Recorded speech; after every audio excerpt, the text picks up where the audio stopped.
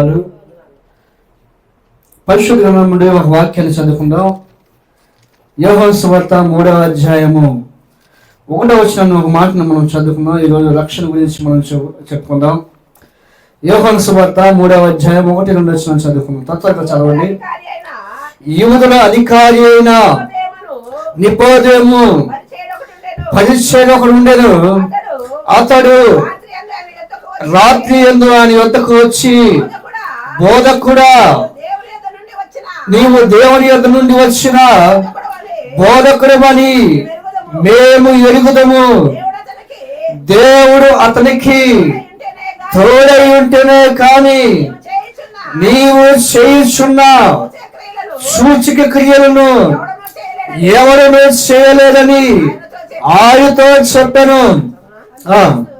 అందుకు యేసు అతనితో, ఒకడు క్రొత్తగా జన్మించదేమే గాని అతను దేవుడి రాజ్యము ప్రవేశించడని చూడరని మీతో నిశ్చయముగా చెప్పుచున్నాను. అందుకు నికోదేము, ముసలివారినైనా మనుష్యుడు ఎలాగ జన్మింపగలడు? రెండో మారు తల్లి గర్భమందు ప్రవేశించి జన్మించగలడని ఆయన అడగగా, యేసు ఇట్లనెను, ఒకడు నీతి మూలముగాను ఆత్మ మూలముగాను జన్మించడమే గాని దేవుని రాజ్యములో ప్రవేశించడని మీతో నిశ్చయముగా చెప్పుచున్నాను. చూడండి, మనం గమనించినట్లయితే నికోదేము అధికారి, మంచి శాస్త్రవేత్త, తెలిసిన వ్యక్తి, అన్ని పాటించిన వ్యక్తి. నికోదేము ప్రభువైన యేసుక్రీస్తు వారి దగ్గరికి వచ్చి, యూదుల అధికారి అయిన నికోదేము పరిచారకుడైన అతని రాత్రి యందు ఆయన వద్దకు వచ్చాడు. ఎప్పుడంట? రాత్రి యందు ఆయన వద్దకు వచ్చి ప్రభు దగ్గరికి వచ్చి రహస్యంగా కలుసుకుంటున్నాడు. ఒకవేళ పగలైతే పరిచారకులు, సర్దిగాయలు వాళ్ళు ఎవరైనా చూస్తారేమో, ఏమైనా ఆటంకం కలుగుద్దేమో, ఏమన్నా అంటారని చెప్పేసి రాత్రి రహస్యంగా వచ్చి కలుసుకుంటున్నాడు. కలుసుకొని వచ్చి ఏమంటున్నాడంటే, బోధకుడా, నువ్వు దేవుని వద్ద నుండి వచ్చిన బోధకుడమని మేము ఎరుగుదము. దేవుడు తోడి ఉంటేనే గాని నీవు చేసిన సూచక్రియలు ఎవరైనా చేయలేదని అతనితో చెప్పాను. చూడండి, ఎన్నో గొప్ప కార్యాలు దేవుడు, ఎన్నో సూచక్రియలు ఎన్నో చేశాడు. మహాత్మ కార్యం ఎన్నో గొప్ప కార్యాలు చేశాడు. అతడు కళ్ళలాగా చూశాడు. ఎన్నో ఆశ్చర్య కార్యాలు చూసినన్ని చూశాడు. ఏం చేస్తున్నాడు దేవుడు అంటే, కళ్ళు లేని వాళ్ళకి ఆయన చూపును దయచేస్తున్నాడు. అంత మాత్రమే కాకుండా కుష్ఠరోగుల్ని బాగు చేస్తున్నాడు. అంత మాత్రమే కాకుండా మోగవాడు మాట్లాడుతున్నాడు. అంత మాత్రమే కాకుండా కుంటివాడు నడవగలుగుతున్నాడు. ఇంత గొప్ప కార్యం, ఎన్నో గొప్ప కార్యాలు దేవుడు చేస్తున్నాడు. ఇవన్నీ గమనిస్తూ ఉన్నాడు నికోదేము, ఇవన్నీ చూస్తూ ఉన్నాడు. అంత మాత్రమే కాకుండా సేనా దెయ్యమట్టిన వ్యక్తి సమాధిలో గాయపరుచుకుంటూ తనతో రాళ్ళతో కొట్టుకుంటూ ఆ సేనా దెయ్యమట్టిన వ్యక్తి గెరాసియా దేశంలో మార్కు సువార్త 5వ అధ్యాయము 1-2 చదివినట్లయితే, గెరాసియా దేశంలో అతను రాళ్ళతో గాయపరుచుకుంటూ సమాధిలో నివసిస్తూ కొండల్లోనూ లోయల్లోనూ కేకలు వేస్తూ అతడు భయంకరమైన వ్యక్తిగా జీవిస్తున్నప్పుడు ప్రభు అతని కోసం వెళ్ళి ఆ సముద్రము దాటి పడవ దాటి అతని దగ్గరికి వెళ్ళాడు. వెళ్ళి అతని దగ్గరికి వెళ్ళినప్పుడు అతను పరిగెత్తుకుంటూ వచ్చి, సర్వోన్నతుడైన దేవుని కుమారుడా, నాకు నీకేమి పని? మమ్మల్ని బాధించడం నీ వచ్చిందని చెప్పేసి అతను దేవుడని అతను గ్రహించినప్పుడు, ఇదిగో నువ్వు నీ పేరేనన్నప్పుడు, నా పేరు సేనానులు, మేము అనేకమన్నాడు. అతను విడిచి వెళ్ళిపోయినప్పుడు అతను దెయ్యాలు విడిచి పందుల్లోనికి వెళ్ళినట్టుగా పందులు వెళ్ళి సముద్రంలో మునిగి చనిపోయినట్టుగా మనం చూస్తాం. ఒక వ్యక్తి కోసమే వెళ్ళాడు. ఒక వ్యక్తి కోసమే అంత సముద్రము దాటి అలలు ప్రయాణం చేస్తూ ఒక వ్యక్తి కోసం వెళ్ళాడు. అప్పుడు బాగు చేసిన తర్వాత, దెయ్యం పోయిన తర్వాత అతను అంటున్నాడు, ప్రభువా, నేను నీతో కూడా వస్తా ప్రభువా అన్నాడు. అప్పుడు ప్రభు అన్న మాట ఏంటంటే, నక్కలకి గొర్రెలు ఉన్నవి, ఆకాశ పక్షులకు గూడెలు ఉన్నవి, కానీ మనిషి కుమారు తల వాచుటకు స్థలము లేదు.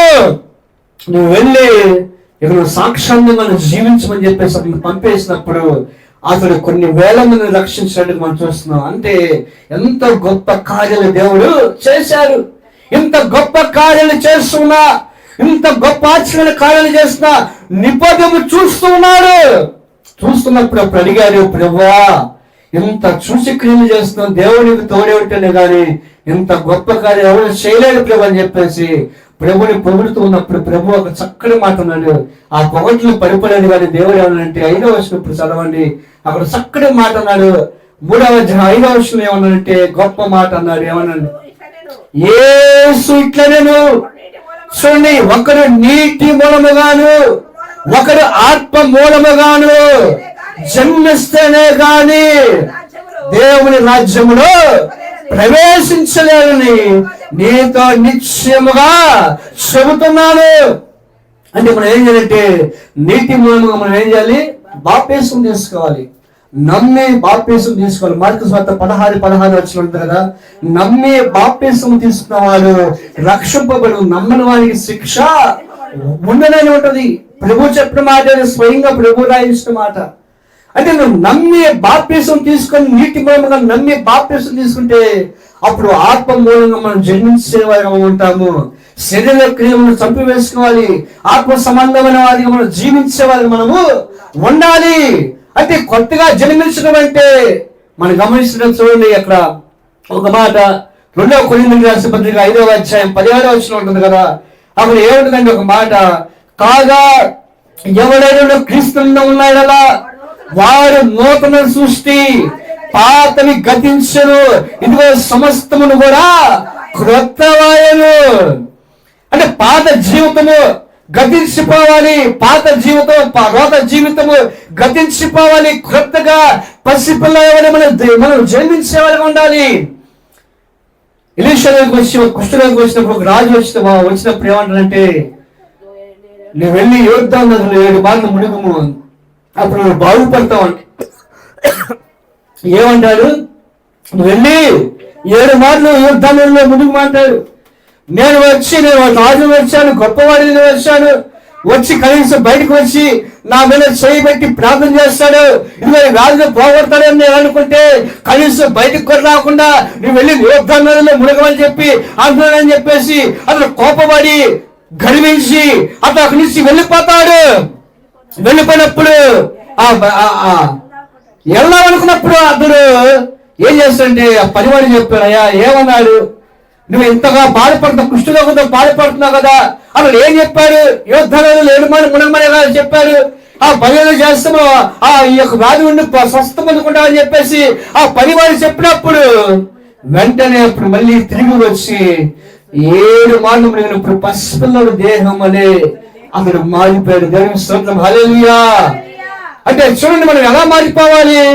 ఒక పసిపిల్లల వలె మన నూతన స్వభావాలకి మనం మార్చబడి, అందుకని పాత వికసించిన సమస్తమును కూడా క్రొత్తవాయనం అంటుంది. అంటే మన జీవితాలు క్రొత్తగా మార్చబడాలి. ఒక వ్యక్తిని మనం గమనించినట్టు చూడండి, లోకాసు సువార్త 19వ అధ్యాయము 8వ వచనం ఒక మాట చదివినట్లయితే అక్కడ పొట్టివాడైన జక్కయ్య అతడు సుంకం వసూలు చేస్తూ, అతడు అన్యాయము వడ్డీ వసూలు చేస్తూ అతడు భయంకరంగా జీవించాడు. ఒకసారి ప్రభుని చూడాలి, ప్రభుని కలుసుకోవాలని అలా వచ్చినప్పుడు జన సమూహం గుంపులుగా కూడి ఉన్నందున అతను పొట్టివాడైన దేవుడిని చూడలేకపోతాడు. అది ఏసు ఈ చోటును రాలేదని తెలుసుకొని అతను ఒక మేలు చెట్టు ఎక్కినప్పుడు ప్రభు ఆ చోటికి వచ్చినప్పుడు జక్కయ్య త్వరగా దిగినమ్ము, నేను నీ ఇంట ఉండవలసి ఉన్నప్పుడు అతను తన సంతోషంతో దిగి వచ్చి యేసు ఇంటిలో చేర్చుకున్నప్పుడు అక్కడ జరిగిన సంఘటన ఏందో చూడండి. లోకాసు సువార్త 19వ అధ్యాయము 8వ వచనం ఒక మాట ఏంటంటే అక్కడ జక్కయ్య జీవితం మార్చుకోవట్లేదు మనం చూస్తున్నాం. చూడండి, చదవండి. జక్కయ్య నిలబడి, ఇదిగో ప్రభువా నా ఆస్తిలో సగము పేదలకు ఇచ్చుచున్నాను, ఎవరి వద్ద నేను అన్యాయముగా దేనినైనను తీసుకున్న ఎడల అతను 4 గంటలు మరలా చెల్లించునని ప్రభుతో చెప్పాను. దేవుని స్తుతి, హల్లెలూయా. జక్కయ్య నిలబడి, ప్రభువా నేను అన్యాయంగా ఎవరి దగ్గర దేనినైనా తీసుకున్నాడనా అతను నేను 400 నెలల పడలాను తిరిగిస్తున్నాను. ప్రభు ఏమని చెప్పాడు? నువ్వు అన్యాయం చేస్తున్నావు, నువ్వు ఇలా బ్రతుకుతున్నావు, ఇలా జీవిస్తున్నావు. ప్రభు ఏమన్నా అతనితో మాట్లాడా? ఏమి వెళ్ళి ప్రశాంతంగా ఇంట్లో వెళ్ళి కూర్చున్నాడు. ఏం చేశాడు? ప్రశాంతంగా ఇంట్లో వెళ్ళి కూర్చున్నాడు. నువ్వు ఇలా ఉన్నావు, ఇలా బ్రతుకుతావు ఏమన్నా అతను ఏమన్నా అన్నాడా? ఏమన్నా వెళ్ళిపోయాడు. ప్రశాంతంగా ఇంట్లో కూర్చున్నాడు. మౌనంగా ఉంది, అంతే, ఇంకేం మాట్లాడాల. అతడు ఏమనుకున్నాడు ఏమో కానీ అతడు చేసినన్ని గుర్తుకొస్తామని. ఏంటి? మనసు మారిపోయి చేసినన్ని గుర్తుకొస్తాం. అందుకనే సామెతల 20వ అధ్యాయము 1వ వచనం ఒక మాటను ఏమంటుందంటే, నీతిమంతుడు సింహం అని ధైర్యంగా ఉంటాడు. 20వ వచనం మాట చదవండి. 20వ అధ్యాయం 1వ వచనం ఉంటుంది ఆ మాట. నీతిమంతుడు సింహం అని ధైర్యంగా ఉంటాడు, వాడు ఏమి చేయకుండానే పారిపోతాడని ఉంటుంది ఆ మాట. చూడండి ఒక మాట 20వ వచనం పట్టుకుంది ఆ మాట. సామెతల గ్రంథం 20వ అధ్యాయంలో ఒక మాట ఉంటుంది. 20వ అధ్యాయం 1వ వచనం పట్టుకుంది ఆ మాట చదువుకుందాం. 1 లేదు అక్కడే.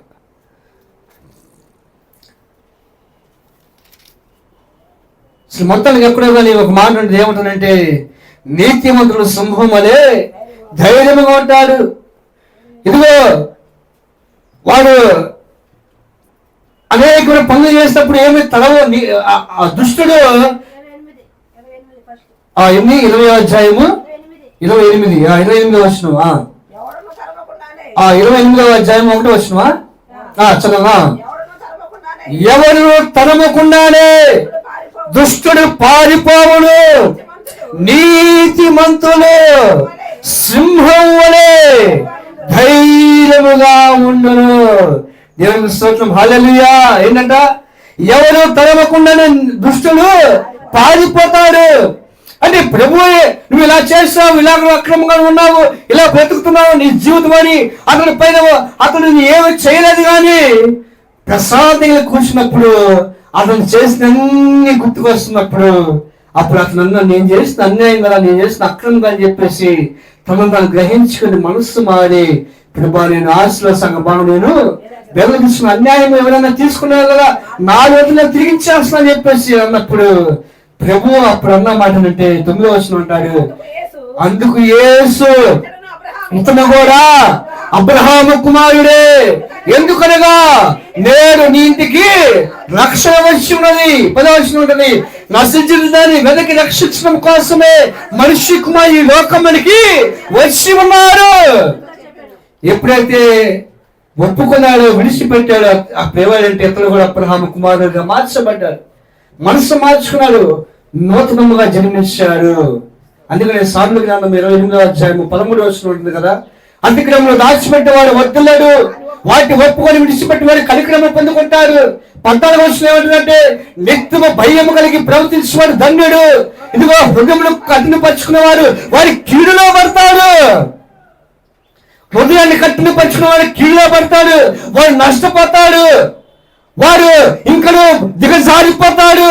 హృదయాన్ని కఠినపరచుకోకూడదు. మనము జక్కే హృదయాన్ని కఠినపరచుకోకుండా ఒప్పుకున్నాడు, విడిచిపెట్టాడు, అతడు ధన్యుడిగా మార్చబడ్డాడు. ఎందుకంటే నిత్యము భయం కలుగుతాడు ధన్యుడు. హృదయాన్ని కఠినపరుచుకుంటాడు. హృదయము అలాగే ఆసక్తిలో ఉంటే కనుక వాడి కీడులో పడతాడు, నష్టం తెచ్చుకుంటాడు, వాడికి అన్ని నష్టాలు కలుగుతూ ఉంటాయి. అందుకని మనం ఏం చేయాలంటే హృదయాన్ని మనము కఠినపరుచుకోకుండా నిత్యం భయం కలుగున్నప్పుడే ఆ లక్షణ మనకి వస్తుంది. అట్లా మాత్రమే కాకుండా పేతురు 1వ పేతురు రాసిన పత్రిక 2వ అధ్యాయము 1వ వచనం ఏమంటుందంటే, యెహోవా దయాళువుని మీరు రుచి చూసి తెలుసుకునేలా సమస్తమైన కపటి నుండి, సమస్తమైన వేషధాల నుండి, సమస్తమైన దోషణ మాటల నుండి కొత్తగా జన్మించవలెన శిష్యుల్ని పోలిన వారిగా ఉండాలి. చూసారా? యెహోవా దయాళుని మనం రుచి మనం తెలుసుకోవాలి. యెహోవా దయాళుడు, ఆయన సత్యవంతుడు, ఆయన న్యాయవంతుడు, ఆయన పరిశుద్ధుడు, ఆయన నీతిమంతుడు, ఆయన యథార్థవంతుడు అని మనం తెలుసుకోవాలి. రుచి చూసి మనం తెలుసుకోవాలి. ఒక కూర కనుక అన్ని వేసి ఉపయోగపడితే ఆ కూర అయిపోద్ది, రుచి పరిచయం ఉండదు. నూనె వేసావు, కారం వేసావు, పసుపు వేసావు, మసాలా వేసావు, తాలింపులు వేసావు, అన్ని వేసావు, అన్ని వేసి దాంట్లో ఉప్పు లేకపోతే ఆ కూర ఎలా ఉంటుంది? చప్పగా ఉంటుంది, తినలేము.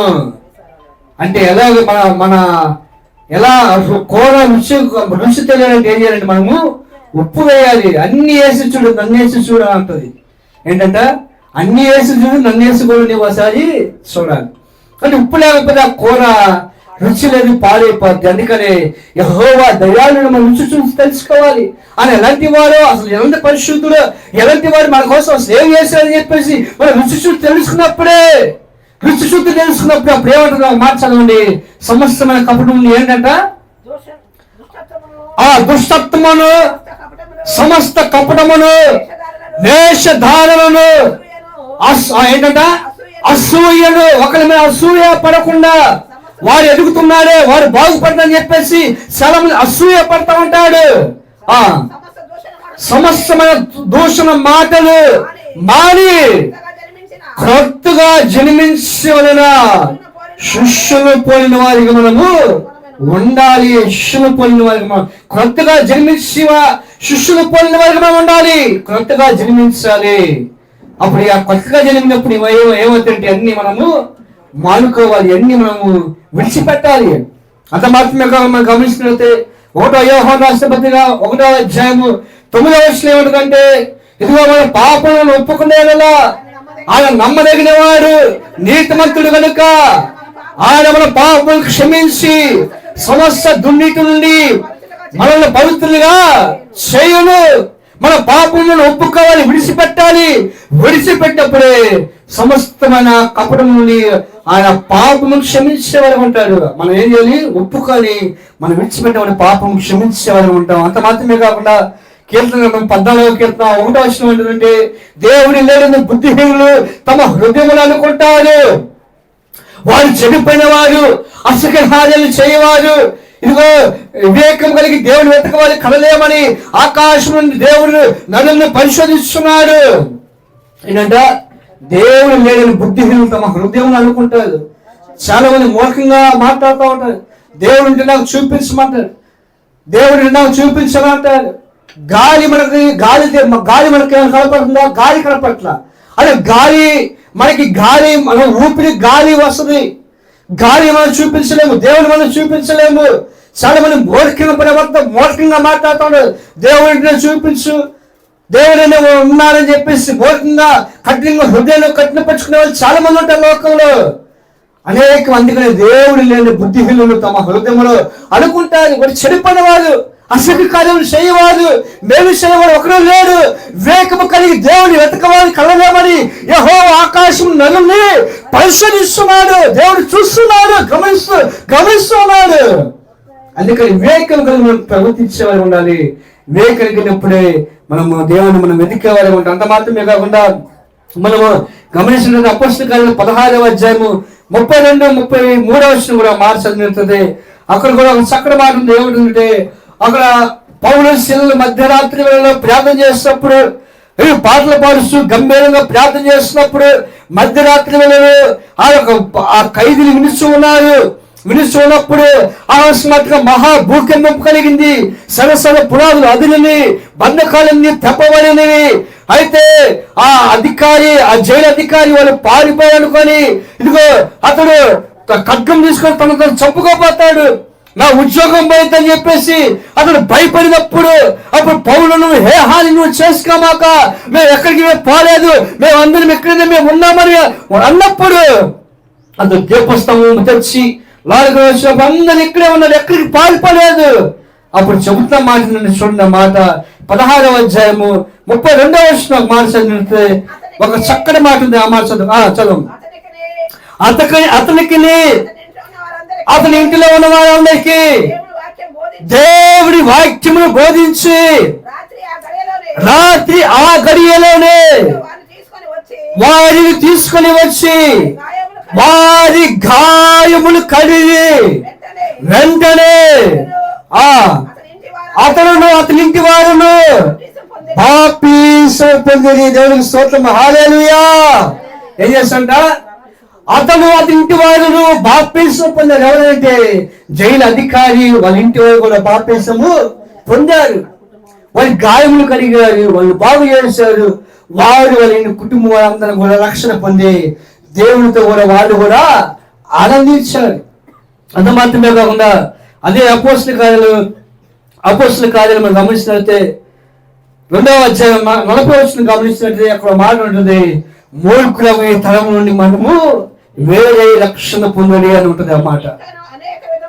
చూడండి, ఇంకను అనేకమైన విధములైన మాటలతో సాక్ష్యమిచ్చి మీరు మూర్ఖులకు ఈ తరం వారికి వేరయ్యి రక్షణ పొందుడి అని వారిని హెచ్చరించడే.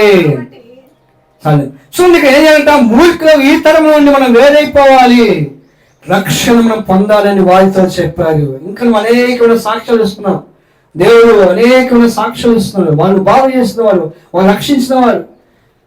పేతురు వాక్యం ప్రకటిస్తున్నప్పుడు ఇంచుమించుగా 3,000 మంది బాప్తిసం పొందే దేవుడు మందిరంలో చేర్చబడ్డారు. 3,000 మంది, ఒక్క మెసేజ్ కి 3,000 మంది వాళ్ళు నొచ్చుకొని వాళ్ళ హృదయాలు మార్చబడి 3,000 మంది రక్షణ పొంది దేవుడి మందిరంలో చేర్చబడ్డారు. ఒకే ఒక వాక్యముతో బోధతో 3,000 మంది చేర్చబడ్డారు.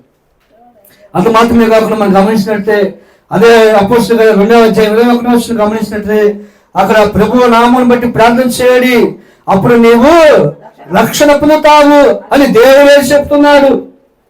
ఎవరు చెప్తున్నాడు? దేవుడే చెప్తున్నాడు. ప్రభు నామమును ప్రార్థించాలి, ప్రభు నామమును ఆరాధించాలి, ప్రభు నామమును గణపరచాలి, ప్రభు నామమును స్తుతించాలి. యేసు నామములో మనము పాప క్షమాపణ నిమిత్తము బాప్తిసం తీసుకోవాలి. అందుకంటే అన్ని నామములకు నా పైన నామము యేసు నామము, అన్ని నామములకు నా పైన నామము యేసు నామము. అంత మాత్రమే కాకుండా మనం గమనిస్తుంటే అక్కడ యోహాను సువార్త 4వ అధ్యాయము 41-40 వచనాలు గమనిస్తుంటే 41-42 వచనాలు అక్కడ ఆమె అనేకమైన చేస్తూ చూడండి, ఒక మాట చదవండి. ఆయన మాటలు వినినందున ఇంకా అనేకులు నమ్మి ఆ స్త్రీని చూచి, సమరయ స్త్రీని చూసి, ఇక మీదట నువ్వు చెప్పిన మాటలు బట్టి కాక మా మటుకు మేమే విని ఈయన నిజముగా లోక రక్షకుడని తెలుసుకొని నమ్ముతున్నామనేది. చూసారా, ఈయన నిజముగా లోకరక్షకుడని తెలుసుకుని మేము నమ్ముతున్నాము. మా మటుకు మేమే ఆయన మాటలు మేము విన్నాము, ఆయన బోధన మేము విన్నాము, ఆయన వాక్యం మేము విన్నాము, ఆయన మేము మాట్లాడే ప్రతి మాటను మేము రుచి చూసాము, తెలుసుకున్నాము, నమ్ముచున్నామని అన్నారు. ఎవరంటే సమరయ ఊరి వాళ్ళు అంతా కలిసి వచ్చారు. నేను చేస్తున్నామని నాకు చెప్పిన వారు మీరు చుట్టూ రాని చెప్పేసి ఆ ఊరినంతా కలిసిన సమరయ వాళ్ళందరూ దేవుని నమ్మినట్లుగా మనం చూస్తున్నాం. అంత మాత్రమే కాకుండా అపోస్తలుల కార్యాలు 16వ అధ్యాయం 13వ వచనం కూడా మనం గమనిస్తే అక్కడ లూదియా పౌలు వాక్యం ప్రకటిస్తున్నప్పుడు ఆమె ఆ పొడి నమ్ముకుంటూ ఆ ఓదాలని పౌలు నమ్ముకుంటూ ఉన్నప్పుడు, పౌలు చెప్పిన మాటల మీద లక్ష్యం ఉంచినప్పుడు, అప్పుడు ఆ మాటల మీద లక్ష్యం ఉంచినప్పుడు ఆ లూదియా ఆ ఇంటి వారందరూ కూడా రక్షణ పొందినట్టుగా మనం చూస్తాం. చూడండి, అపోస్తలుల కార్యాలు 16వ అధ్యాయము 15వ వచనం చదువుకున్నాం. అంత 15వ వచనం చదువుకుందాం. ఆమెయు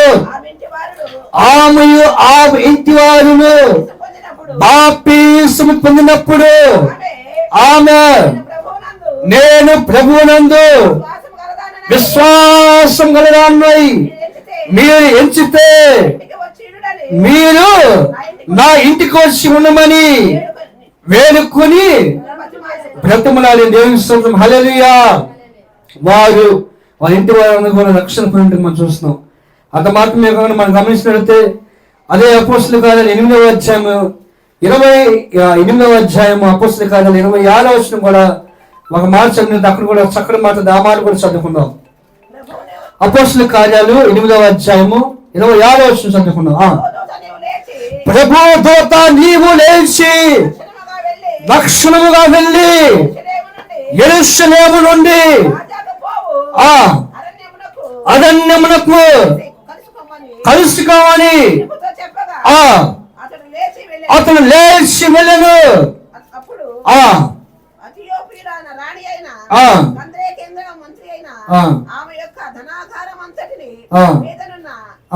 ఇరవై 28వ వచనం చదువుకున్నాం ఒకసారి. 28వ వచనం. అతడు తిరిగి వెళ్ళొచ్చు, అతడు తిరిగి వెళ్ళొచ్చు రథం మీద కూర్చుండి ప్రవర్తన యెషయా గ్రంథము చదువుచుండెను. అప్పుడు ఆత్మ పిలుపుతో, చూడండి, అప్పుడు ఆత్మ పిలుపుతో నీవు లేచి ఆ రథము దగ్గరికి పోయి దాన్ని కలుసుకోమని చెప్పాను. పిలుపు దగ్గరకు పరిగెత్తుకుంటూ పోయి అతడు ప్రవర్త అయిన యెషయా గ్రంథము చదువుచుండగా విని నీవు చదువుచున్నది గ్రహించుచున్నావా అని అడగగా అతడు ఎవరైనాను నాకు త్రోవ చూపకపోతే నేను ఎలాగ గ్రహింపగలనని చెప్పి ఆ రథం ఎక్కి దానిలో కూర్చున్నామని పిలుపుని వేడుకొనేను. చాలు. చూడగా మనం గమనించినట్లయితే అక్కడ లపస్సుకుడు ఆ ప్రేమ వెళ్తూ ఉన్నప్పుడు, అతను రథం మీద ప్రేమ వెళ్తూ ఉన్నప్పుడు పిలుపుతో చెప్తాడు, ప్రభు చెప్తాడు నువ్వు వెళ్ళి అతను కలుసుకో, రథమును కలుసుకో అన్నప్పుడు అతను పరిగెత్తుకుంటూ వెళ్ళాడు. ఒకసారి మొన్న ఈ వాక్యం చదువుతున్నప్పుడు నాకు ఏడుపు వచ్చింది. ఈ వాక్యం చదివినప్పుడు ఇదే వాక్యం బొంగరాయిలో చదువుతూ చెప్తున్నాడు మీ వాక్యం. అసలు ఎంత వేగంగా పరిగెత్తాడంటే ఆ రథము భయంకరమైన వేగంగా వెళ్తూ ఉంటది. ఆ మాటలు చెప్పినప్పుడు మొన్న నాకు ఏడుపు వచ్చింది ఆ మాట. అసలు ఎలా కలుసుకున్నాడు, అసలు ఎంత ఆశ్చర్యం. చూడండి, అతడు ఏదో బస్ స్టాండ్ దాకా వెళ్ళాడు. ఇక్కడ నుంచి మనం కలుసుకోవాలంటే సాధ్యమైతే పరిగెత్తుకుంటూ వెళ్ళాలి. రథం వెళ్తూ ఉన్నప్పటికీ వెళ్ళి కలుసుకోవాలంటే అతడు ఆటంకం చెప్పలేదు. బండి లేదు కదా, ఏం లేదు కదా, ఎలాగనే వెళ్ళగలుగుతాని చెప్పి ప్రభుకి ఆటంకం చెప్పలేదు. వెంటనే లేచాడు, లేచి పరిగెత్తాడు, రథంను కలుసుకున్నాడు. నువ్వు వెళ్ళు, ఇక నువ్వేం మాట్లాడు, మాకు వెళ్ళి కలుసుకో. అతను యెషయా గ్రంథం చదువుతున్నాడు, అతనికి అర్థం కావట్లేదు. అసలు గొర్రెపిల్ల గురించి రాయబడిందా, దేవుని గురించి రాయబడింది చెప్పేసి అతనికి అర్థం కావట్లేదు. చదువుతున్నావు కానీ అతన్ని గ్రహించట్లేదు. అయితే నువ్వు పిలుపుని వెళ్ళి ఆ రథము కలుసుకో, ఆ అపస్సుకుని కలుసుకొని ఆ రథము దగ్గరికి వెళ్ళి నువ్వు కలుసుకోనప్పుడు అతడు వేగంగా పరిగెత్తాడు. గుర్రం కంటే వేగంగా పరిగెత్తి ఆ రథము కలుసుకొని అతడు కలుసుకున్నప్పుడు నీవు చదువుతున్నావు గ్రహిస్తున్నావా అన్నప్పుడు ఎవరు నాకు దారి చూపించబోద్ది ఎలాగో నేను తెలుసుకోగలను అన్నప్పుడు అయితే నీకు ఏ ఆటంకం లేకపోతే నేర్చి నా రథం ఎక్కి కూర్చున్నామన్నాడు. చూసారా, నువ్వు రథం ఎక్కి కూర్చో, నాకు చూపించి అసలు ఎవరి గురించి రాయబడిందా, సందర్భం ఏంటి, అసలు ఏంటని చెప్పేసి చెప్పన్నప్పుడు అతడు చక్కగా చెప్పాడు. ప్రభువు అని యేసుక్రీస్తు గురించి రాయబడి ఉన్నది. వదకు దేవబడిన గొర్రె పిల్ల వలె ఉన్నాడు. చూడండి, అతను వదకు దేవబడిన గొర్రె పిల్ల వలె ఉన్నాడు. బొచ్చు కత్తిరించిన గొర్రె పిల్ల మౌనంగా ఉన్నట్లుగా అతడు ఉన్నాడు. అతడు నోరేను తెరవలేదు. ఆ దిన మనసు గల వాడై ఉండి ఆయన న్యాయ చూడండి ఎన్ని చెబుతున్నప్పుడు ఈ గొర్రెపిల్ల ఎవరు, అసలు ఏంటి ఆ సందర్భం చెప్పినప్పుడు అతడు ఆ పిలుపు ఎవరైనా అతను చెప్పినప్పుడు యేసు ప్రభు వారి గొర్రెపిల్లగా ఉన్నాడు. అతను మన పాపం విషయమై ఆయన గొర్రెపిల్ల మౌనంగా ఉన్నాడు. అతను నోరు తెరవలేదు, గాయపరచబడ్డాడు, అలా నిందించబడ్డాడు, అవమానించబడ్డాడు, సిలువ వేయబడ్డాడు, అలా తిరిగి లేచాడు అని చెప్పేసి మన పాపం మీద తిరిగి లేచాడు, గొర్రెపిల్ల అంటే దేవుడు అని చెప్పేసి ఇవన్నీ చెప్పినప్పుడు అప్పుడు అతను ఏమన్నంటే నీకు నీళ్ళు క్రొండవి ఆటంకం లేకపోతే నాకు బాప్తిస్మం ఇమ్మంటాడు. ఏమంటాడు? నీళ్ళు క్రొండి కాబట్టి ఆటంకం ఏం లేదు కాబట్టి వచ్చి నాకు బాప్తిస్మం ఇమ్మంటాడు. వెంటనే అతను బాప్తిస్మం ఇచ్చి అపస్సుకుడికి అతన్ని పంపించాడు. ప్రభువు చెప్పిన వెంటనే సందేశపడకుండా వెంటనే వెళ్ళిపోయాడు. బాప్తిస్మం తీసి మాకు ఆత్మగా రక్షించిన ప్రభువు చెప్తున్నా, ఎవరు రక్షించడానికి చిత్తం కాదు. అందుకని వెళ్ళి కలుసుకుని ఆ రథం కలుసుకున్నప్పుడు బాప్తిస్మం అక్కడే ఇచ్చాడు. అంత మాత్రమే కాకుండా చివరి వాక్యం చదువుకొని మనం ప్రార్థన చేసుకున్న సమయం అయిపోయింది కాబట్టి చివరి వాక్యం చదువుకున్నాం. చూడండి, చివరి వాక్యం చదువుకున్న అక్కడ అపోస్తలుల కార్యాలు 17వ అధ్యాయము 30వ వచనం చదువుకుందాం. అపోస్తలుల కార్యాలు 17వ అధ్యాయం 30వ వచనం చదువుకుందాం. 30వ అధ్యాయం 17వ అధ్యాయము 30వ అధ్యాయం చదువుకున్నాం, మాట చదువుకున్నాం. ఆ అజ్ఞాన కాలములో దేవుడు చూచి చూనట్లుగా ఉండేను. ఇప్పుడైతే అంతటను అందరూ మారు మనస్సు పొందవలెనని మనుషులకు ఆజ్ఞాపిస్తున్నాడు. ఎందుకనగా తాను నియమించిన మనుషుల చేత నీతిని అనుసరించి భూలోకములకు తీర్పు తీర్చాలను. చూడండి, మనం గమనించినట్లయితే ఆ అజ్ఞాన కాల సమయంలో దేవుడు సూచిస్తున్నట్లే ఉండను. ప్రతి అంతటా అందరూ మారు మనసు పొందవాలని మనుషులకు ఆజ్ఞాపిస్తున్నారు. ఏం చేస్తున్నారంటే మనుషులకి ఆజ్ఞాపిస్తున్నారు. మనం ఇక్కడ ఎందుకు పరిచయం చేస్తున్నాము, ఎందుకు సంఘాలు ఎందుకు అంటే మనుషులు మారు మనసు పొందాలి, రక్షణ పొందాలి, విశ్వసించాలి, నమ్మాలి, ప్రభువుని విశ్వసించాలి, మారు మనసు పొందాలని దేవుడు అజ్ఞాన కాల సమయం చూడట్లుగా ఉన్నారు. ఇప్పుడైతే అందరూ మారు మనసు పొందాలని చిత్తమై ఉన్నది. నువ్వు ఎందుకు వాళ్ళని సృష్టించాడంటే రక్షణ పొందాలి, మారు మనసు పొందాలి, పాప క్షమాపణ నిమిత్తం మనం ప్రతి వారు కూడా నమ్మి బాప్తిసం తీసుకోవాలని దేవుడు మనకి చెబుతున్నాం. కాబట్టి ఇప్పుడు మన దేవుడు ఈ యొక్క ఉదయకాల సమయం ముందు నిపోదేవుతో చెప్తున్న మాట ఏంటంటే, నిపోదేవు ఒకరు క్రొత్తగా జన్మించాలి, నీతి మూలంగా బాప్తిసం తీసుకోవాలి, ఆత్మ మూలంగా జన్మిస్తావు. శరీరం బట్టి జన్మించేవాడు శరీరమును, అలాగనే గాలి తనకి తమకి ఇష్టమైన చోటికి ఇష్టం కానీ ఇదిగో నమ్మి బాప్తిసం తీసుకున్న అలాగనే ఉన్నారు. గాలి నువ్వు దాని శబ్దాన్ని వింటావు కానీ ఎక్కడికి వెళ్ళవలసిన ఎక్కడికి పోవును, నువ్వు వాళ్ళ శబ్దాన్ని వింటావు కానీ దాన్ని నీవు చూడవు, తెలుసుకోవు, గ్రహించవు. అలాగనే రక్షణ పొందిన మనం కూడా దేవుని రాజ్యంలో అలాగనే మనం ప్రవేశించే ఉంటాం. కాబట్టి అలా రక్షణ మారుమస్ దేవుడు నీకు నాకు దేవుడు దయచేయడం కొద్ది మాటలు దేవుడు దీవించును గాక. ఆమెను ప్రార్థన చేస్తున్నాం. ఒకసారి పరిశోధించుకున్నాం. రక్షణ మారుమస్ లేకుండా ఇంకా మనం ఉన్నామేమో. ఈ శ్రమల దినాలు, ఈ శ్రమ దినాల్లో మనం ఉన్నాం. శ్రమల దినాల్లో మనం ఉన్నాం. ఎందుకంటే అందరూ మారుమనసు పొందాలని దేవుడు మనకు ఆజ్ఞాపిస్తున్నాడు. ఎవరు నశించాలని చిత్తము కాదు, ఎవరు నిచ్చనగా గ్రహింపవడానికి ఇష్టము కాదు. దేవుడు అందరూ బాగున్నాను, అందరూ మారుమనసు పొందాలని ఆయన దీర్ఘశాంతం దయలాత్మ చూపుతున్న గొప్ప దేవుడు అయి ఉన్నాడు. అలాంటి దేవుడు మనకు ఉండగా మనం పరిశోధించుకుంటూ ప్రార్థన చేసుకుందాం. మహాపరిశుద్ధుడ, ప్రేమ కలిగిన తండ్రి, పరిశుద్ధమైన నామను ప్రభా, ఘనత, మహిమ, ప్రభావం చెందుకున్నాం ప్రభా. అయ్యా నిపోదేముతో ప్రభా మీరు మాట్లాడిన ప్రతి మాట బట్టికి వందనాలు. జక్యగా మాట్లాడిన దేవుడు ప్రభా, హృదయాన్ని తెలిసేవారు ప్రభా. పౌరులు వాక్యం ప్రకటిస్తున్నప్పుడు ఉదయం తెలిసి రక్షణ మారుమనసు పొందిన ప్రభానికి వందనాలు.